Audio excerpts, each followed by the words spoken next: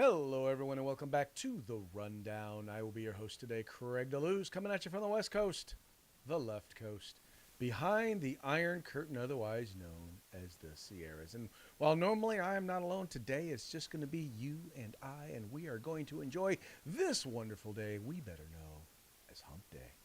Uh-oh, guess what day it is? Guess what day it is? Huh? Anybody? Julie, hey, guess what day it is? Oh, come on, I know you can hear me. Mike. What day is it, Mike? Leslie, guess what today is? It's Hump Day. Woo-hoo! Ronnie, how happy are who save hundreds of dollars switching to Geico? I'd say happier than a camel on Wednesday. Hump day! Get happy. Yeah! Get Geico. That's right. Geico will forever get that free commercial here on The Rundown because we enjoy Hump Day. That's right. This is the day in which we attempt to begin the weekend, sometimes with success, sometimes not. But as I always like to say, the fun is all in the trying. We do a lot of trying here at The Rundown. Once again, it's just going to be you and I today, the audience, and myself from the West Coast, the left coast, behind the Iron Curtain in California. But hey, there is a lot of cool stuff to talk about today. So would love to have you conversate with us. We'd love to have a conversation. I know Mike doesn't like when I use the word conversate, but I'm going to do it anyway. Anyway, all that having been said, if you are watching us live, 3 p.m. Pacific, 6 p.m. Eastern, or anywhere there in between, if you're watching us on Rumble, on Facebook, if you're watching us on YouTube, if you're watching us on Twitter, go ahead and comment. I am going to be following your comments over here, and if you got something interesting to say, I will go ahead and I will share it with the audience and respond. Once again, we don't have to agree with it. I don't have to agree with it. Just have to find it interesting. And as I always say, if I disagree with it, I will appropriately mock you. But that's all in fun. You know, we all have a good time here. We enjoy the debate and the discussion, and I'm sure y'all have some thoughtful things to share about where you're at. But anyway, before we get started, we got to do what we got to do, and you know what that is. We start with a quick shout out to our sponsors, and that starts with Hitman Industries. If you own an AR that you've bought in the last 5 years, chances are you already have one of their barrels, so why not get another one? If you're looking to do a brand new build or you're looking to rebarrel your old rifle, check them out today. They have rifle and pistol caliber barrels available for you right now. Just go to hitmanindustries.net. That's hitmanindustries.net. They have Glock barrels. They have everything that you could be looking for when it comes to getting that done. So check them out today. Once again, hitmanindustries.net. Then we've got the California Republican Assembly working to help elect conservatives behind enemy lines in the great state of California. Ronald Reagan once referred to CRA as the conscience of the Republican Party. Just go to cragop.org, that's cragop.org, and check them out today. Once again, if you want to be a part of California's future today, you got to join CRA. And then we've got Hog Holsters. That's HAWG Holsters, helping Americans wear guns. If you are looking for a holster, there is no better place to find concealed carry tactical holsters than hogholsters.com. And when you go there, make sure you use the discount code The Rundown. All caps, no spaces, one word, just like it is right there, and you're going to get a discount on us. And then finally, if you're with the changing weather, I know you're looking for different types of gear, right? If you're looking, you may be looking for some cold weather gear, some wet weather gear, some snow gear, camping gear, whatever you're looking for. Trust me, you will find all things tactical except the gun at uscombatgear.com. They have a huge selection. They have competitive prices, fast shipping. Once again, veteran-owned and operated, uscombatgear.com. Check them out today. All right, this first one, this may not necessarily be a big story for the rest of y'all, but it's a big story here in the state of California. At least it is for me. Many of you know that I am a sitting school board member. I've been on the board now for 20 years here in the state of California. Was actually a former classroom teacher, so I've actually been in the classroom, and here in the state of California. And I got to tell you, one of the biggest issues that people talk about in the state of California, and quite frankly nationally, is teacher pay. And they always say, well, teachers have to do this and teachers have to do that, and they're just not paid well enough to do what it is that they do. Well, guess what? Numbers have just come out recently, and there's been a breakdown in terms of teacher pay. When I say a breakdown, I mean an analyzation of teacher pay here in the state of California. And as it turns out, teachers in California are making a grip. It turns out that in the state of California, the average teacher pay is now over $100,000. That's right, $100,000. In fact, throughout the state of California, the statewide average is $101,000 per year. Now, mind you, this is for a job that also includes benefits. This is a job that in the state of California, once you get tenure, it is almost impossible to fire you. You work 9 months out of the year. You get almost every paid holiday that there is. You name it. There's tons of benefits to being a teacher in the state of California. And as it turns out now, the average teacher makes $100,000. Now, the lowest paying district in the region, at least I can't say necessarily for the state because I only looked up the numbers. Well, let me clarify. The highest paying district in the state is there in the Bay Area. It is the oh gosh, I'm trying to forget. Anyway, it's in the Bay Area. It's in the South Bay. Actually, it's in the Silicon Valley. But that's not the name of the school district, and the name just literally just flipped right out of my head. But anyway, they pay $170,000 a year to their teachers. Now, mind you, it's very expensive to own a home in that part of the state. In fact, the cheap homes are around $1 million in that part of the state. But anyway, they for them, it's about $170,000 a year. In the Sacramento region where I reside, and these are most of the numbers that I have. In the Sacramento region, it averages around $102,000 a year. The high end in Sacramento area is the Roseville Joint Unified School District or High School District. They pay an average of $113,000. The average is higher because they're a high school district, and high school secondary teachers get paid more. And then the lowest is like $83,000, and that's the Woodland School District. That's just on the outskirts of Sacramento.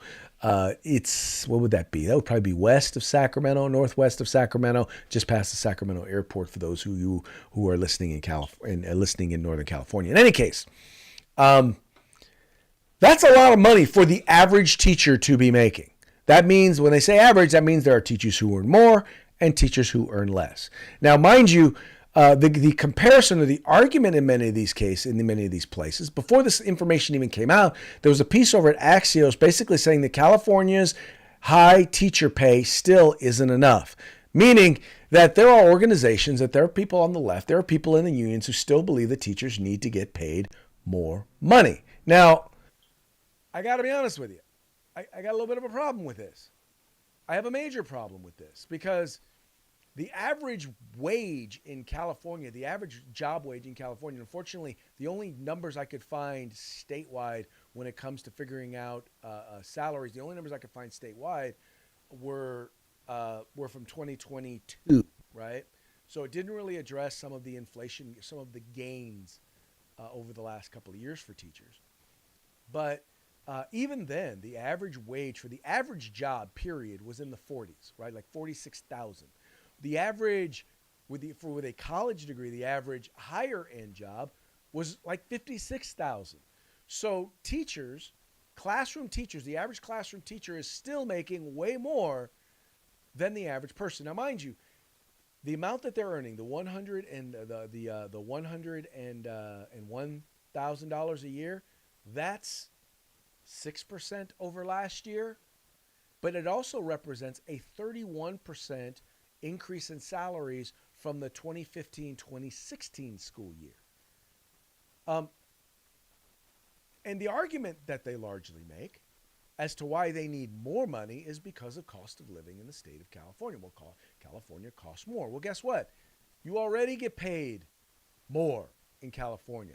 You already get paid more than the average person who works a 12-month year, who only gets off 2 weeks of vacation a year, who may or may not have benefits, and yet and still we're talking about more. No, I think the problem that we need to be discussing is not whether or not we pay teachers more, but whether or not there is a way to decrease the cost of living within the state of California. And I'm not talking about the state subsidizing things like going in and putting out money for housing or going out and doing all of these various different things to basically take taxpayer dollars and use them to subsidize the living for certain Californians, in this case, teachers, but actually reducing the cost of living in the state of California.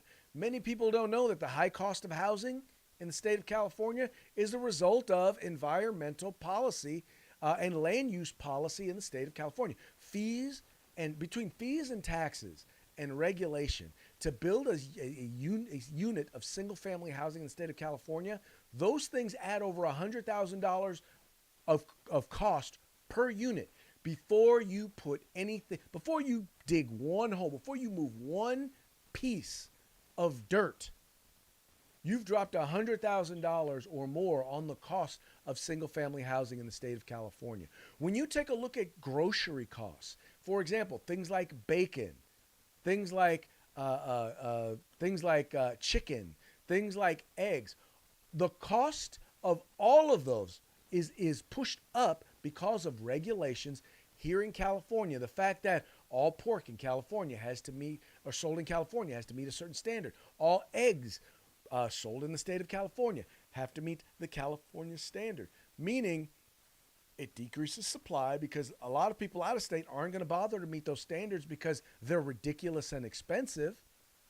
And those places that do, guess what they wind up doing? They charge more. Now, the problem with this is, and this is the thing that many of our friends on the left don't seem to understand, is that when you wind up increasing the cost or increasing what you pay people, right, in order to, if as a result of a higher cost of living, you increase the wages of employees, right? Those employees, whatever they're doing, whatever service they are providing, whatever end they are meeting, winds up costing more, right? And as that winds up costing more, that cost is borne by somebody. Guess who it's borne by? That's right, you and I, which means that our cost of living goes up.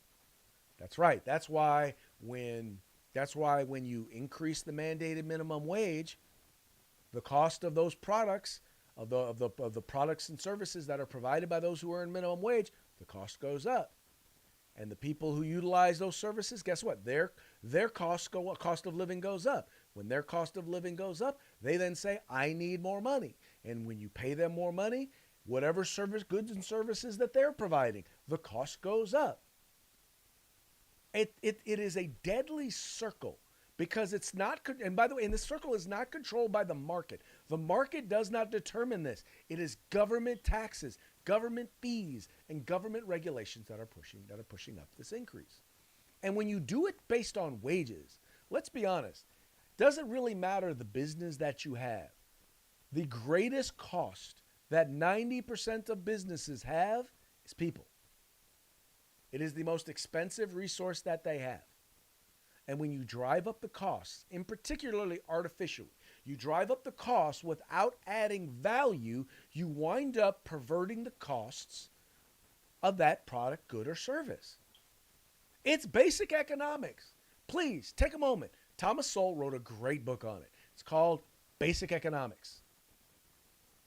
It's real simple. It'll help you to better understand exactly what is going on and why government manipulation of markets is a bad idea. It is always a bad idea. It always fails. That is the area of government regulation that does the work for the people that they claim they want to help, but they wind up actually harming them by increasing the cost of their products, goods, and services and increasing their cost of living. I wish I could explain it to you any other way. I wish people would understand this. I wish the people who are out there saying, well, we need to pay our teachers more and pay our teachers more. Look, I would love to pay our staff more, but you know what? As a board member, my fiduciary responsibility is to long-term fiscal solvency of the district. And if I pay someone more than I'm getting paid to do it, to pay them, well, then here's the thing that winds up happening. I wind up having to lay off people, right? I wind up having to, some of the people at the bottom of the salary scale, yeah, they wind up getting laid off. Or let me clarify, they wind up getting fired. They wind up getting fired so that we can pay the people at the top end of the pay scale. Because in California, when it comes to teachers especially, last hired, first fired. That's the way tenure works. You don't get to keep the best teachers. You get to keep the last teacher you hire. Anyway, folks, once again, this is something, and just so you know, California is not the only state that's dealing with this. I know that states all across the country are dealing with this. In fact, let me pull this little thingy up here again, and I'll show you. Now, these are numbers from 2023, but I'm sure it's not a whole lot different. I want you to recognize something. See there, California in the dark, dark, dark, right? That's earning over 90,000. It's probably now over 100. You look over here, and you can see there are a few other states that are dealing with this. But folks, once again, we got a major issue here in California, and that is that we're not going to be able to afford to educate our kids because we're making it too darn expensive. Anyway, moving right along, no water in LA fire hydrants during wildfires. How do we know this? Well, so there are fires obviously going on right now there in Southern California. And there was, let's just say that folks went in areas like the Palisades, Pacific Palisades, to try and hook up to the fire hydrant. And turns out there was no water. In fact, here's the former candidate for mayor, billionaire who ran against Karen Bass, kind of articulating his concerns. And I think articulating the perspective of a lot of folks who live there in Southern California. My heart goes out, obviously, to the people with their homes, and I'm watching the small businesses around us go up in flames. This is people's livelihoods, so it's devastating. But what is most concerning to me is our first responders and our firefighters who are trying to battle this. There's no water in the Palisades. There's no water coming out of the fire hydrants. This is an absolute mismanagement by the city. It's not the firefighters' fault, but it's by the city. And I'm going to be very honest. We've got a mayor that's out of the country, and we've got a city that's burning, and there's no resources to put out fires. So if you look at your pictures, you don't see the firefighters there because there's nothing they can do. And it looks like we're in a third world country here. Mm-hmm. And we've got a lot of tough questions that we need to ask the mayor and the city council and our representatives and the county representatives. Why didn't you work to mitigate this? What was your brush mitigation program? I heard you earlier talking about it's been dry because there hasn't been rain. That's not the biggest problem here. The brush up in these hills that are controlled by the city and the county, I would bet you that if they haven't been handled, mitigated, pruned, removed for probably 30 or 40 years. This was a disaster waiting to happen. And what's predictable is preventable. And who's paying the price are all of these people in their homes and their businesses tonight. Now, we'll rebuild. Now, he is 100% right. And the idea being that if you're not ready for wildfires, and once again, the argument from the city there in Los Angeles is, they've been fighting these fires for sustained hours, and there's obviously only so much water that can be made available. Donald Trump chimed in and was talking about water management in the state of California as a part of his comments. And he's right. He's also right. I mean, although primarily what they're talking about is the failure to capture water, in particular from Northern California, where we're actually dealing with, there is uncommon amount of rain here in Northern California. That's going to Southern, that in many cases is not being stored, that could have been sent to Southern California. But by the way, Northern California is supposedly, according to folks like Cal Matters, is not necessarily where they get most of their water, but that's a whole different conversation. We're not going to get into debating California water issues.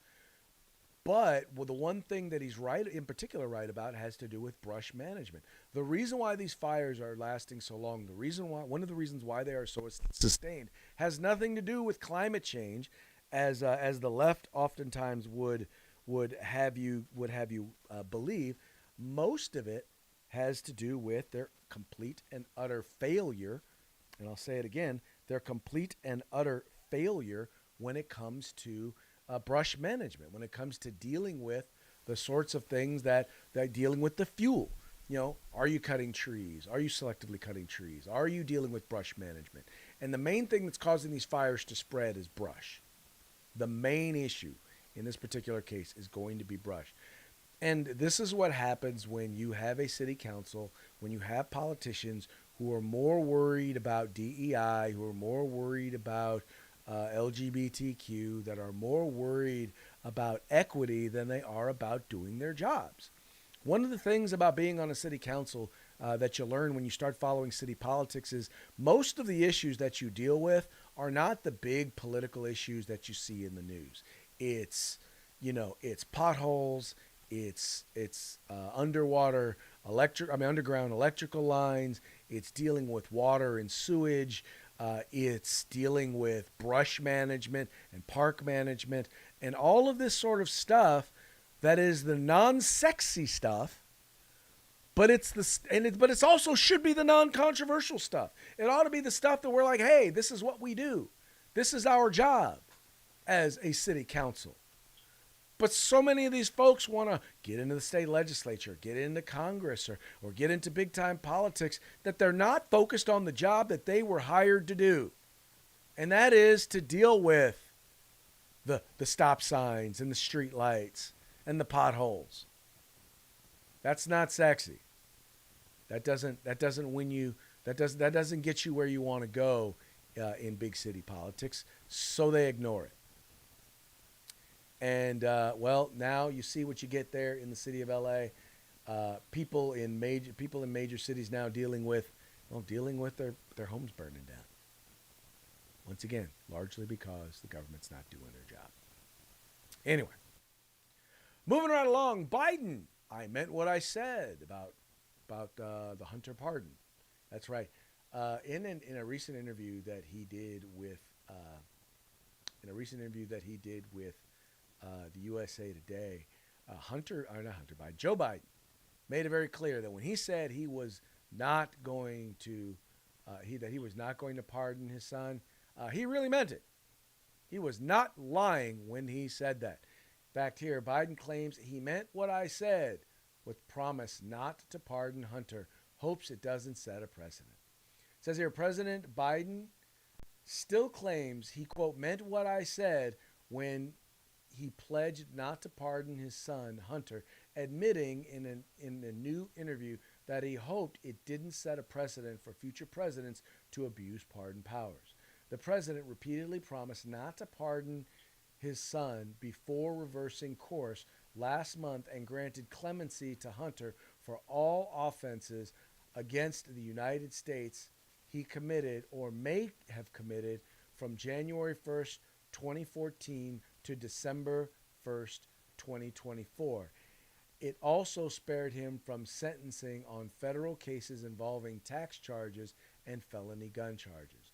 Now, this, admittedly, at least for many Democrats, this was a move that outraged many of them. And of course they were going to be outraged, or at least they had to pretend to be, because, well, they got to be outraged because most people were outraged. Most people looked at it and said, wait a minute.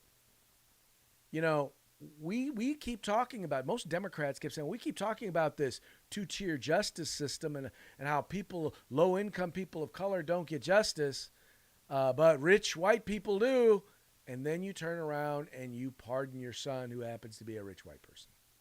You didn't just pardon him of the crimes for which he was committed, for which he was convicted. Pardon him from crimes that he may be accused of or may be charged with.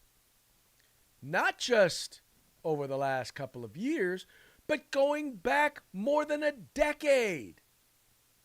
Going back a decade, folks. Going back a decade. Whatever crimes he committed. And he said he meant to do that. Now, let's just be honest. You and I knew he was always going to pardon Hunter. We knew. It was only but what we also knew was it wasn't going to happen until after the election. And there is a chance that had he won the election, which nobody believed he would, that he would have pardoned Hunter. There's a chance that he would have. Maybe he wouldn't have. I don't know. Depends on how much he actually wanted to get done versus how much he actually would versus actually how much he wanted to get done versus how much he wanted to save his son. I think he would have kept him out of jail as long as he could, and when he felt he could no longer keep him out of jail, he would have turned around and pardoned him. He goes on to say, well, I did this because I felt like the justice system was weighed against him, and this was a biased prosecution. Oh, by the way, by his own DOJ, by his own Department of Justice. It's funny how they're political when it comes to his son, but they're not political when it came to Donald Trump. I mean, we now know, and most Americans believe, that the prosecution or persecution of Donald Trump was completely politically motivated. I mean, the very fact that you had all of these cases all came to a head right around the 2024 election. I mean, some of them were almost a decade old. Others were fairly recent. But yet in every single case, they all seem to have to go to trial right now. Like right now. Like fast. Like a rat. Fast. Now. Right now. Right? Right around the time in which he would be actively running for office. Now, mind you, in the end, I believe they actually wound up helping him. I believe they actually are one of the significant reasons why he got elected, because it was so absurd. It was so absurd. And I think that as these things go through the appeals process, we'll find that they were absurd. But we know that it was all political. Now, if there were politics played in Hunter Biden's case, it was in favor of Hunter Biden. Whether it was the covering up of the laptop prior to the 2020 election, whether it was the sweetheart deal where they tried to sneak it past a judge, where he would have gotten this very same exemption, this very same pardon would have happened. All he had to do was plead guilty to the gun charges, do some class, and then everything would have been forgiven. Yeah, it was so bad that the judge said, asked the U.S. attorney, does this say what I believe it says? He's like, yes. Have you ever done a deal like this before? He's like, no. So when I say unprecedented, even according to the person who was offering it, it was unprecedented. And the deal wound up getting thrown out. That's what wound up happening. Anyway, first of all, the other thing, there is one other thing that we have to consider. Biden didn't know what the hell he was saying when he said it the first time, and maybe he didn't know what the hell he was saying when he put forth the pardon. We don't know. We don't know because we don't know what he knows, and that just goes back to what the special investigator was the special investigator or prosecutor. Anyway, the reason why he did not go after Biden on the documents case was because he is an old man who is senile, and therefore it would be almost impossible to hold him accountable at trial. That was the reason they came up with. Everyone said that that was negative, and everyone said that that was bad and it was prejudicial. But in the end, we now know that it was all true. Sad, but true, nonetheless. All right, folks, that brings us to our next story, the Trump effect. That's right, good things are happening. And this is how you know so much of being president is about leadership, and it is about the attitude and the bravado that you bring, because Donald Trump is not even president yet, and yet the Trump effect is continuing to move mountains here in these United States. Trump effect. Job openings climb to 6-month high. U.S. employers posted 8.1 million job openings in November, the highest level in 6 months, according to the government data released on Tuesday. The sharp increase, which exceeded even the most optimistic expectations of economists surveyed by Econoday, points to a labor market that appears to be gathering strength as businesses respond to the more pro-growth economic policies expected under the incoming Trump administration.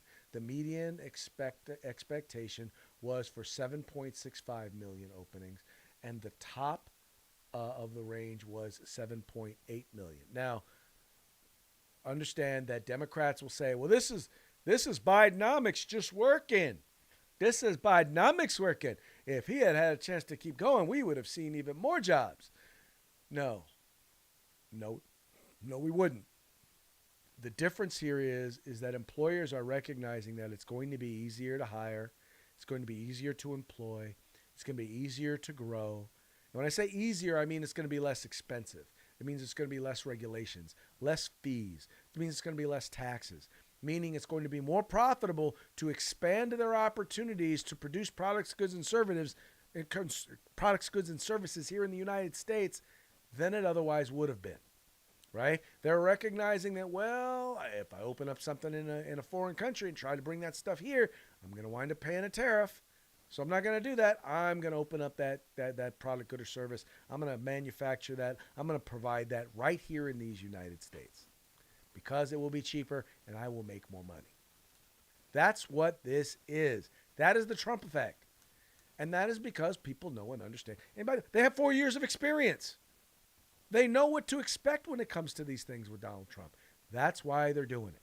That's why they're now looking. Except rather than wait like they did last time, right? They all want to jump on the bandwagon now.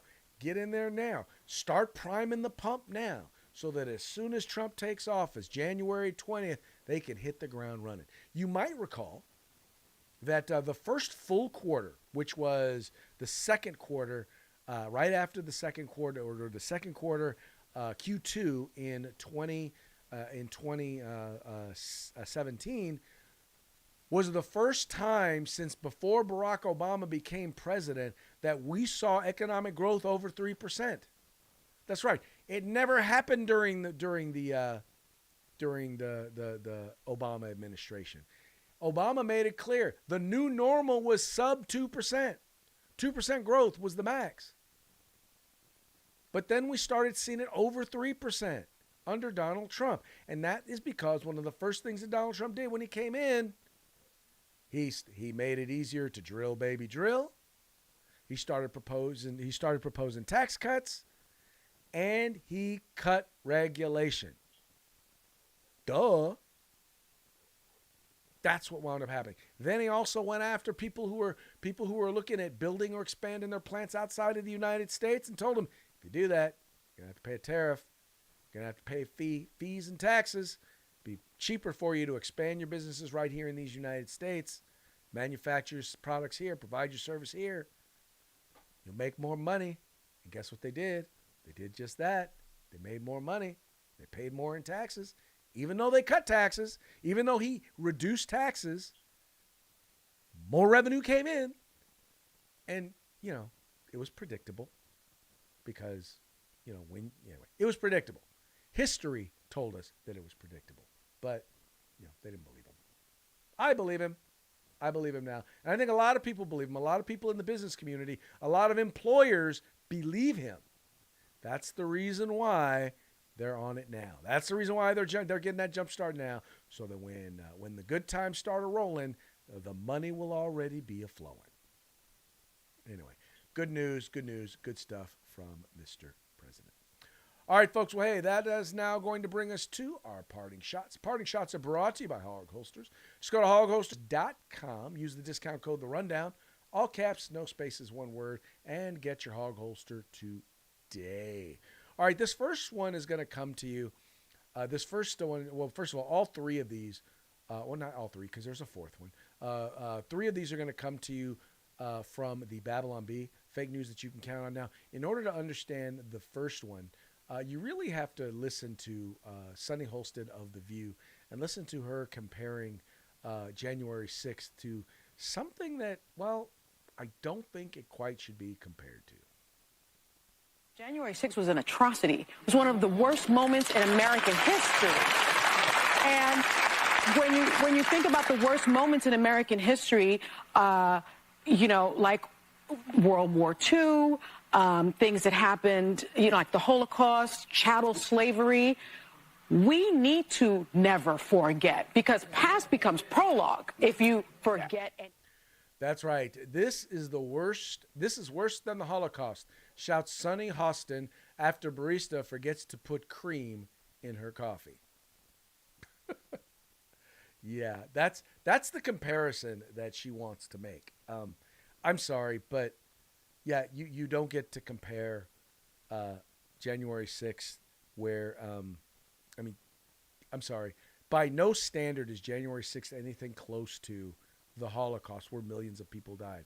Chattel slavery, which lasted for hundreds of years. Millions of people died and changed the perspective of the fate of a peoples in this country up until this day. No, you don't get to compare them. You just don't. I'm sorry. Horrible comparison. Sonny, you get an F.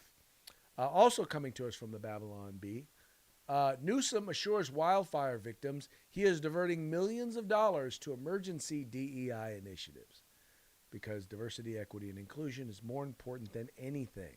It's more important than national security. It's more important than protecting them from a wildfire. It is more important than anything.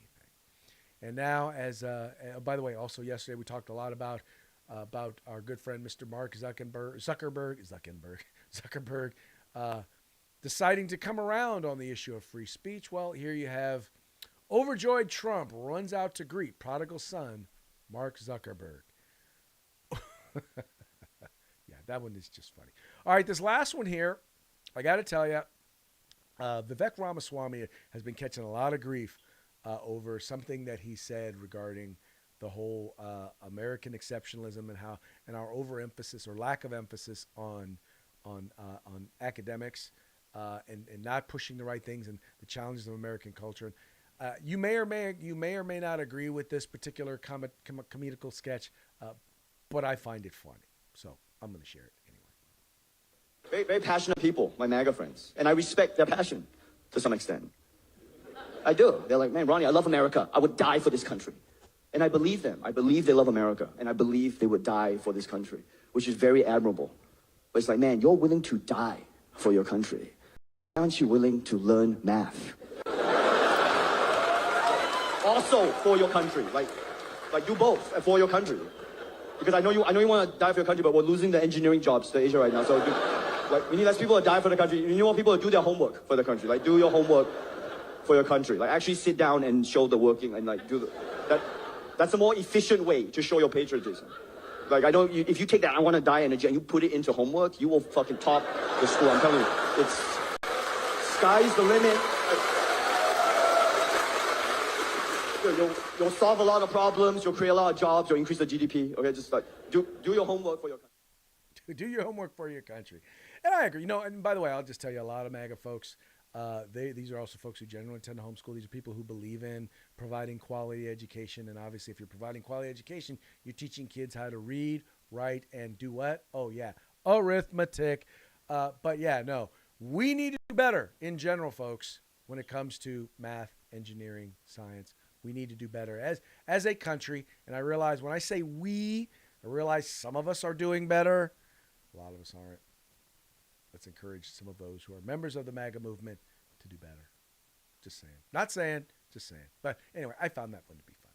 Anyway, moving right along, that's about it for today's show. But before we go, we're going to do one more quick shout out to our sponsors. We're going to start with Hitman Industries, rifle and pistol caliber barrels available for you to purchase today at hitmanindustries.net. The California Republican Assembly, the conscience of the Republican Party. Check them out at cragop.org. Then you've got Hog Holsters, the best in concealed carry and tactical holsters. You'll find them at hogholsters.com. And then you'll find all things except the gun. All things tactical, let me clarify, except the gun. uscombatgear.com. All right, folks, that's going to be it for today's program. We will be back tomorrow on Throat Punch Thursday. Till then, y'all have fun, stay safe, and if you get a chance, make sure you send a few downrange. We will holler at you manana. Peace out.